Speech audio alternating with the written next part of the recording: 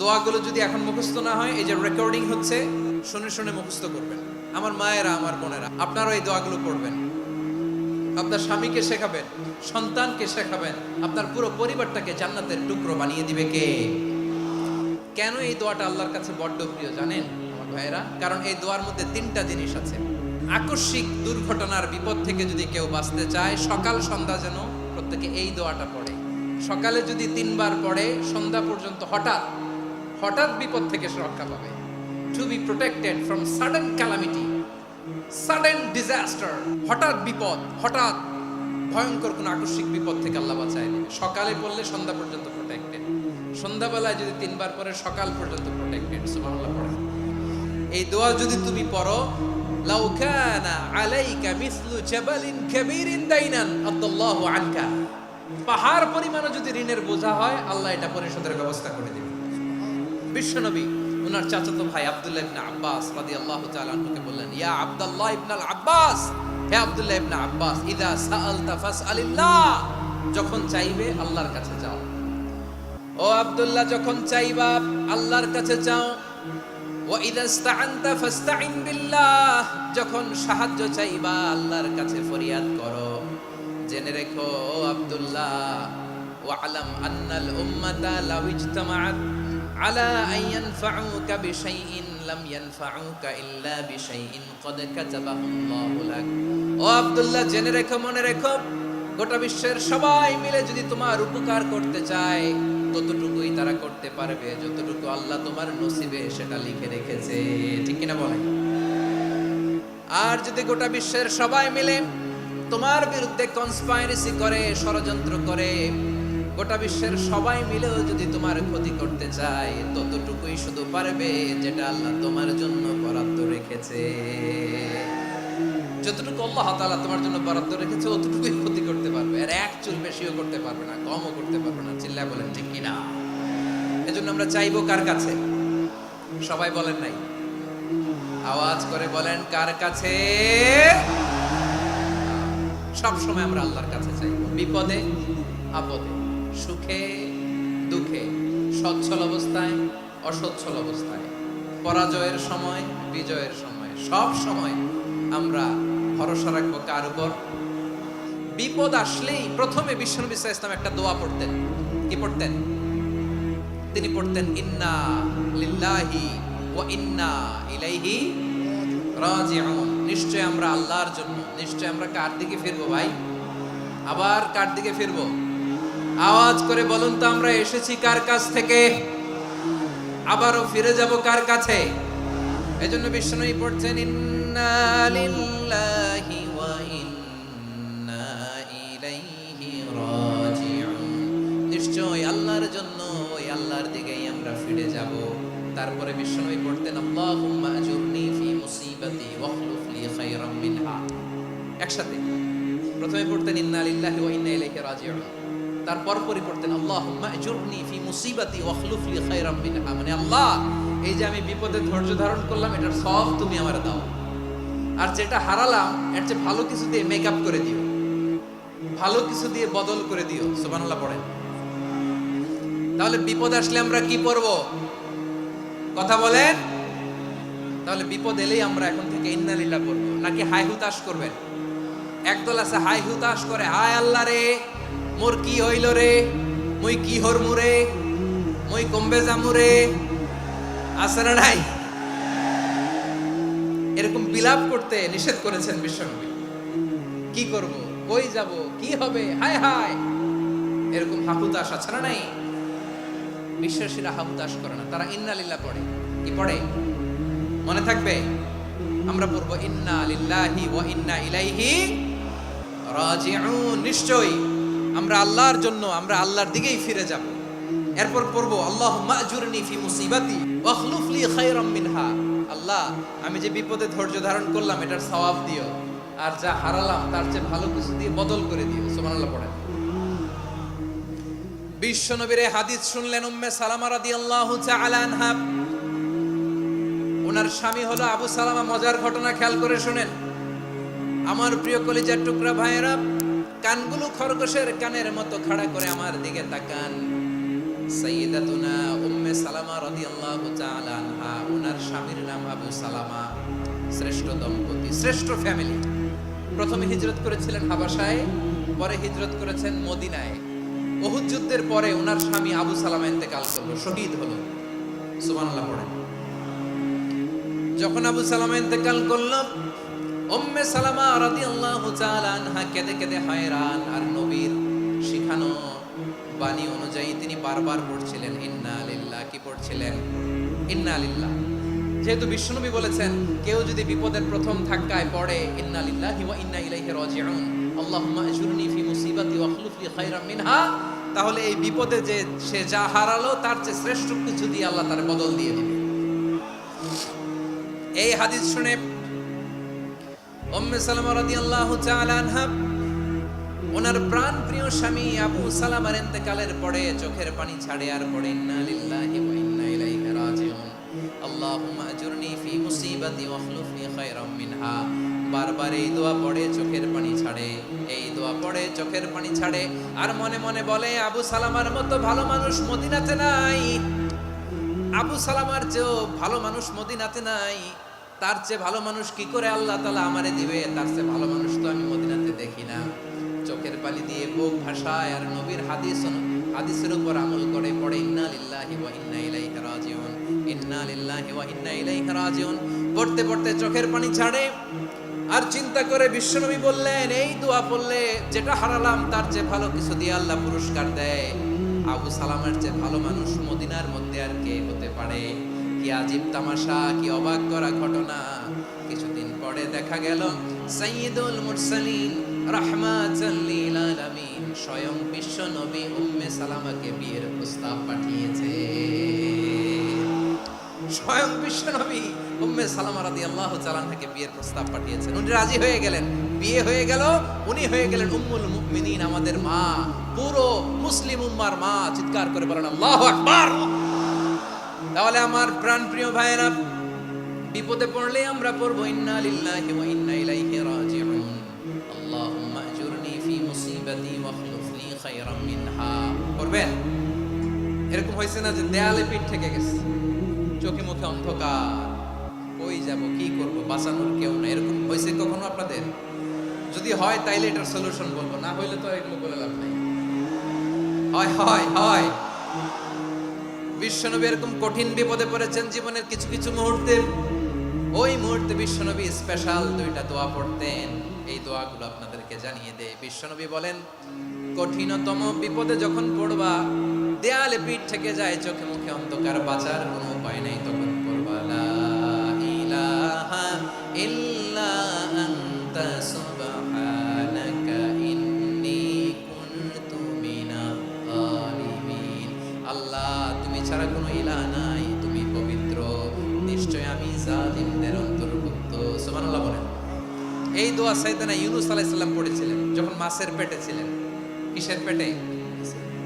এবং অনেক মুফাসসিরিন একরাম বলেছেন, অনেক আহলুল ইলমরা বলেছেন এটা হচ্ছে ইসমে আজম। ইসমে আজম এমন দোয়া যেটা দিয়ে দোয়া করলে আল্লাহ দোয়া কবুল করে, কিন্তু এটা কোনটা এটা নিয়ে ইখতিলাফ আছে। কোন কোন আহলুল ইলম বলেন এই লা ইলাহা ইল্লা আনতা সুবহানাকা ইন্নী কুনতু মিনাল যালিমিন এটা হচ্ছে ইসমে আজম। সাইয়েদনা ইউনূস আলাইহিস সালাম পড়েছেন, আপনারা পড়েননি? কেন এই দোয়াটা আল্লাহর কাছে বড্ড প্রিয় জানেন আমার ভাইরা? কারণ এই দোয়ার মধ্যে তিনটা জিনিস আছে। আমি যেরকম আঙ্গুল উঁচু করেছি এরকম করেন তো। তিনটা। কয়টা? তিনটা। এক নম্বরে হচ্ছে তাওহীদ, দুই নম্বরে তাসবিহ, তিন নম্বরে তাকরীর। আই রিপিট, আবারও বলছি, এক নম্বরে তাওহীদ, দুই নম্বরে তাসবিহ, তিন নম্বরে তাকরীর। এই দোয়াটা আল্লাহর কাছে এত পছন্দনীয় কারণ এই দোয়ার প্রথম অংশে আছে তাওহীদ, আল্লাহর একত্ববাদের ঘোষণা। লা ইলাহা ইল্লা আনতা, ও আল্লাহ আপনি ছাড়া কোনো ইলাহ নাই, উপাস্য নাই। এই কথা বললে আল্লাহ বড্ড খুশি হয়ে যায়। সুবহানাল্লাহ পড়েন। এ দোয়ার দ্বিতীয় অংশে আছে তাসবিহ, মানে আল্লাহর প্রশংসা, প্রশংসা সূচক বাণী।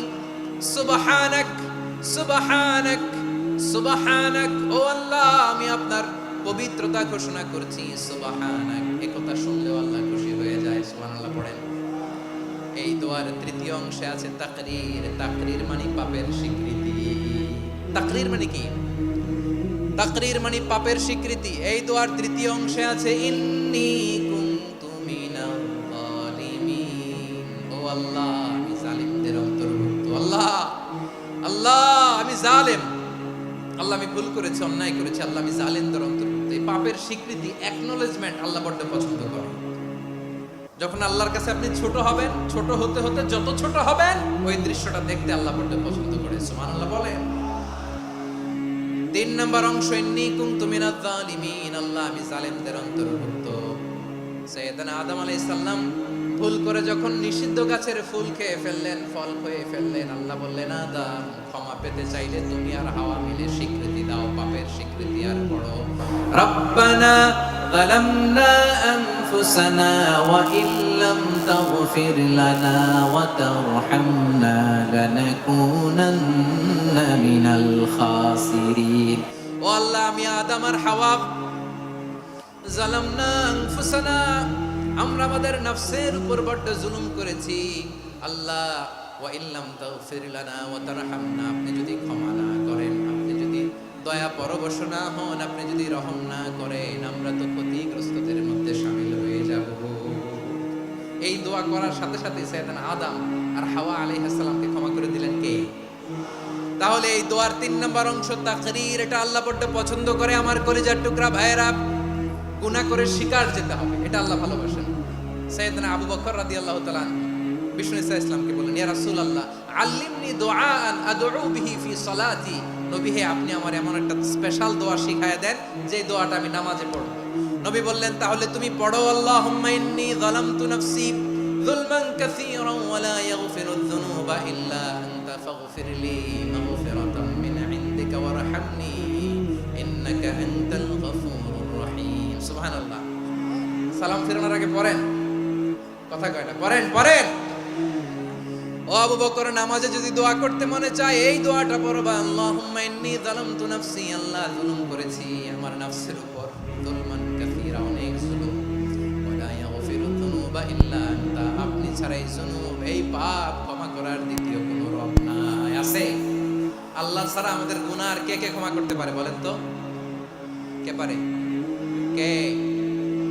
এজন্য আল্লাহরে বলবেন, আল্লাহ আমি ছাড়া তোমার গোলামের অভাব নাই, ও আমার রব আমি ছাড়া এই জমিনের বুকে তোমার গোলামের অভাব নাই, কিন্তু তুমি ছাড়া তো আমার দ্বিতীয় কোনো রব নাই। পারবেন বলতে?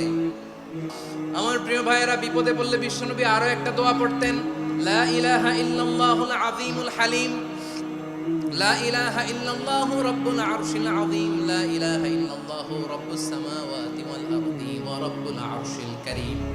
এই যে বললাম, রেকর্ড হয়ে গেছে, এখন তো আর ইনস্ট্যান্ট মুখস্থ না হলো, পরে মুখস্থ করে নেবেন।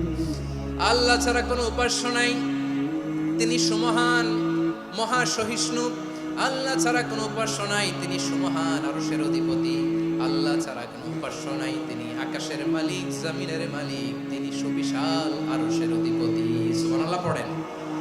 এই দোয়াটা কেউ যদি পড়ে যদি এর ওসিলা করে দোয়া করে, তাকে বিপদ থেকে মুক্তি দেয় কে? মনে থাকবে আপনাদের? অনেক সময় এমন হয়, হঠাৎ বিপদের সম্মুখীন হই আমরা, রেডি হয়ে বের হয়েছে অফিসে, হঠাৎ অ্যাক্সিডেন্টে পড়ে যাই, হঠাৎ পেটের ব্যথায় অজ্ঞান, এরকম হয় না? আপনাদের হয় না? বিষ্ণু ইসলাম বলেন, আকস্মিক দুর্ঘটনার বিপদ থেকে যদি কেউ বাঁচতে চায়, সকাল সন্ধ্যা যেন প্রত্যেকে এই দোয়াটা পড়ে। সকালে যদি 3 বার পড়ে, সন্ধ্যা পর্যন্ত হঠাৎ বিপদ থেকে সে রক্ষা পাবে।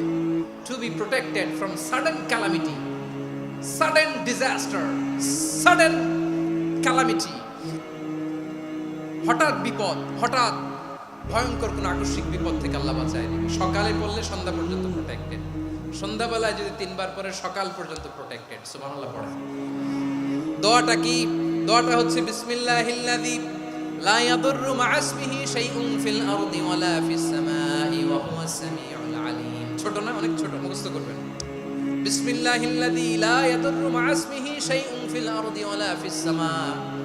ওই আল্লাহর নাম নিচ্ছি, যে আল্লাহর নামের বরকতে আকাশ জমিনের কোনো কিছু কারো কোনো ক্ষতি সাধন করতে পারে না। তিনি সর্বশ্রোতা, সর্বজ্ঞ। সুবহানাল্লাহ পড়েন। পড়বেন এই দোয়াটা, বিসমিল্লাহিল্লাযী লা ইয়াদুররু মা'a ইসমিহি শাইউন ফিল আরদি ওয়ালা ফিস সামাই ওয়া হুয়াস সামিউল আলীম। ফজরের পরে 3 বার, মাগরিবের পরে 3 বার যদি কেউ পড়ে, প্রোটেক্টেড, যে কোনো হঠাৎ বিপদ থেকে প্রোটেক্টেড। প্রোটেক্ট করেন কে? ওই আল্লাহর নাম নিচ্ছি যে আল্লাহর নামের ওসিলায় আকাশ জমিনের কোনো কিছু কোনো ক্ষতি করতে পারে না। সুবহানাল্লাহ পড়েন। আচ্ছা, এবার আমাদের জীবনে দুশ্চিন্তা আছে না নাই বলেন? Tension, hyper tension, anxiety, depression, পেরেশানি, মারাত্মক পেরেশানি থেকে মুক্তি পাওয়ার জন্য বিষ্ণু ইসলাম দুটো দোয়া পড়তেন। কয়টা? পেরেশানিতে পড়লে, টেনশনে পড়লে এই দোয়াটা। প্রিয় ভাইরা, বিষ্ণু ইসলাম যখন খুব বিপদে পড়তেন, দুশ্চিন্তা ওনাকে ঘিরে ধরতো, উনি পড়তেন ইয়া হাইয়ু ইয়া কাইয়ুম বিরহমাতিকা আস্তাগীথ, ইয়া হাইয়ু ইয়া কাইয়ুম বিরহমাতিকা আস্তাগীথ, ইয়া হাইয়ু ইয়া কাইয়ুম, এ শাশ্বত অবিনশ্বর, এ চিরঞ্জীব, বিরহমাতিকা আস্তাগীথ, তোমার রহমতের উসিলায় তোমার কাছে ফরিয়াদ করি। এটা পড়তেন।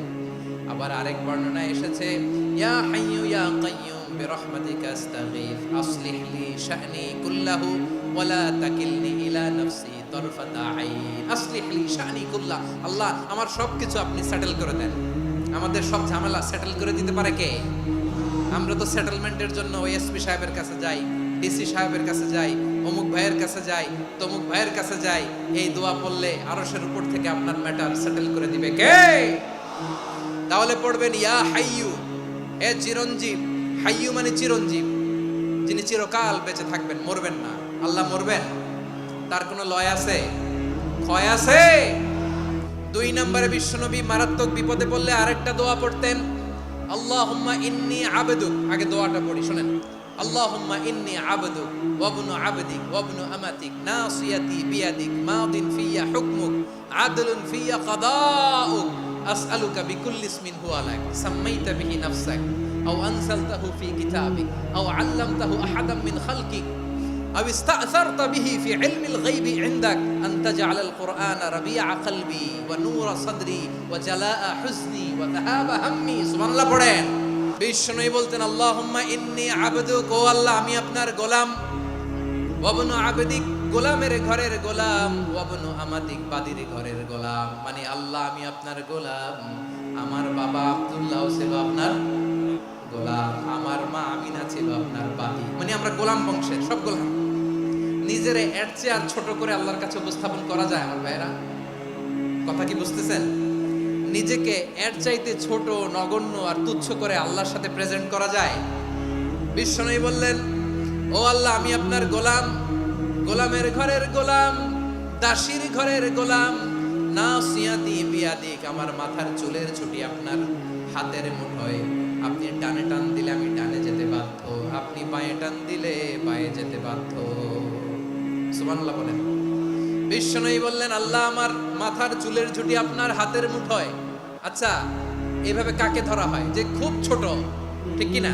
নিজেকে কত ছোট করলেন বিশ্বনবী। ও আল্লাহ আমার মাথার চুলের ঝুঁটি আপনার হাতের মুঠোয়, আপনি ডানে টানলে আমি ডানে যাব, বাঁয়ে টানলে বাঁয়ে যাব। আল্লাহ আসআলুকা বিকুল্লি ইসমিন হুয়া লাক নাসিয়াতি বিয়াদিক মাদিন ফিয়া হুকমুক, আপনার নির্দেশ আমার উপর কার্যকর হবেই হবে। আদলুন ফিয়া কাদাউক, আপনার ফয়সালা, যেই ফয়সালাই আপনি আমার জন্য করেন এটাই ইনসাফ। সুবহানাল্লাহ বলেন। আমরা আল্লাহর ফয়সালায় সন্তুষ্ট হতে চাই না। কত কমপ্লেইন, আল্লাহ তুমি এটা দিলা না, ওইটা পাইলাম না, ওইটা হইল না রে, এরকম অভিযোগ, কমপ্লেইন আমাদের আছে না নাই? আর বিশ্বনবী বলতেন আদলুন ফিয়া কাদাউক, আল্লাহ আমার জন্য তোমার যেটা ফয়সালা এটাই সবচেয়ে শ্রেষ্ঠ ইনসাফ, এর চেয়ে ইনসাফ আর হতে পারে? এভাবে কায়মনোবাক্যে আল্লাহর কাছে বিশ্বনবী দোয়া করতেন।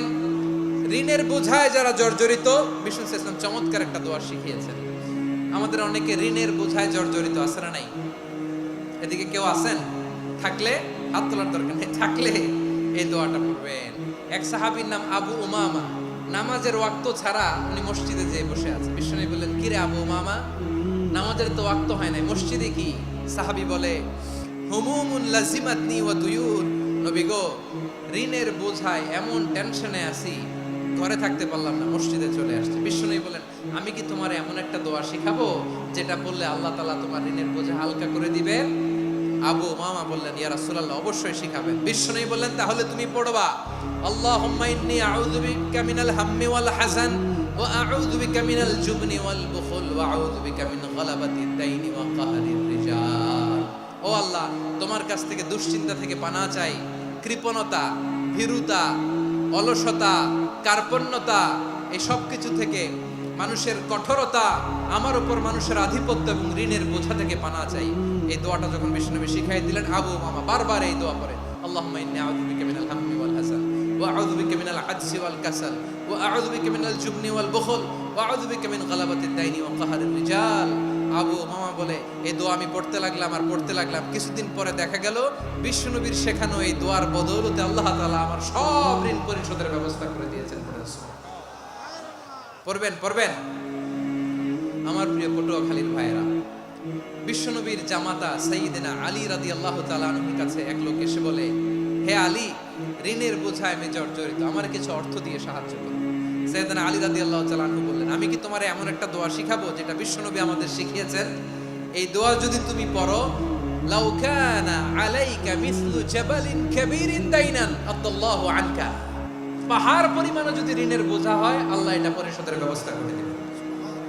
ছোট্ট একটা দোয়া বিশ্বনবী শিখালেন, বললেন তুমি পড়বা, আল্লাহুম্মা কফিনি বিহালালিকা আন হারামিকা ওয়া আগনিনি বিফাদলিকা আম্মান সিওয়াক। মুখস্থ আছে? হ্যাঁ আছে। আল্লাহুম্মা কফিনি বিহালালিকা আন হারামিক, আল্লাহ তোমার হালাল দিয়ে আমাকে পরিতুষ্ট করো, হারাম থেকে বাঁচিয়ে রাখো, আর তোমার অনুগ্রহে মানুষের মুখাপেক্ষী যেন আমি না হই, আমি যেন সবসময় তোমার মুখাপেক্ষী হয়, ওই তৌফিক দিও। সুবহানাল্লাহ পড়েন। এই দোয়া বেশি বেশি পড়লে ঋণের বোঝা হালকা করে দিবে কে? সব সময় পড়ার জন্য একটা আমল দিয়ে যাই, উঠতে বসতে, অফিসে যাচ্ছেন, অফিস থেকে ফিরতেছেন, বসে আছেন, শুয়ে আছেন, ছোট্ট এক শব্দে আমরা যেন বেশি বেশি পড়ি, আস্তাগফিরুল্লাহ। আওয়াজ করে আমার সাথে পড়ুন, আস্তাগফিরুল্লাহ। আবার পড়ুন, আস্তাগফিরুল্লাহ। আল্লাহ রাসূল সাল্লাল্লাহু আলাইহি ওয়াসাল্লাম বলেন, মান লাজিমাল ইস্তিগফার, যে সব সময় এরকম ইস্তিগফারের সাথে লেগে থাকে, জাআলাল্লাহু লাহু মিন কুল্লি দীকিন মাখরাজা, আল্লাহ তাআলা তাকে কোনো বিপদে আটকান না, সে জীবনে আটকাবে না, যে কোনো বিপদে আল্লাহ তার রাস্তা বের করে দিবে। Way out, you will get a way out, solution. সুবহানাল্লাহ। ওয়া মিন কুল্লি হাম্মিন ফারাজা, দুশ্চিন্তা মুক্ত হবে। ওয়ারযুকহু মিন হাইসু লা ইয়াহতাসিব, এমন জায়গা থেকে আল্লাহ রিজিকের বন্দোবস্ত করবে যেটা সে কল্পনাও করে নাই। আওয়াজ করে পড়েন সুবহানাল্লাহ। আমার প্রিয় ভাইরা, তাহলে পুরো আলোচনার সেন্ট্রাল থিম হচ্ছে আমাদের জীবনে বিপদ আসবে, কষ্ট আসবে, দুঃখ আসবে, কিন্তু বিপদে আপদে আমরা হাল ছেড়ে দিব না, হতাশ হব না। মুমিন হতাশ হয় না, নিরাশ হয় না, হাল ছেড়ে দেয় না। মুমিন ভরসা রাখে একজনের উপর। আওয়াজ করে বলুন, যিনি কে? বিপদে পড়লে আমাদেরকে উদ্ধার করে কে?